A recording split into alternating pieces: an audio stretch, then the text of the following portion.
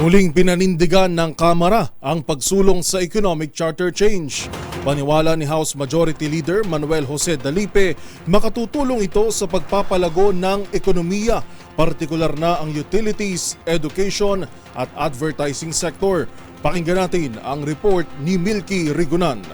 Malinaw ang posisyon ng Kamara na ang pag-amyenda sa 1987 Constitution ay nakatuon lamang sa economic provisions ng ating saligang batas. Ang kay House Majority Leader Manuel Jose Dalipe sa Resolution of both Houses No. 7, economic provisions ang isinusulong ng Kamara para makatulong sa ating ekonomiya. Sa panukalang economic chacha, pinaamyendahan ang mga restrictive provisions ng 1987 Constitution tungkol sa public utilities, education at advertising sector. Sabi ni Dalipe, ang bersyon ng Kamara ng Economic Chacha ay naisumite na sa Senado kasabay ang pag-asang aksyon na ito ng mataas na kapulungan. Naitransmit na niya ito ng Kamara sa Senado noon pang Marso. Dahil dito sinabi ni Dalipe wala ng pag-asang makausad pa ang anuman tangkang para isingit ang panukalang term extension.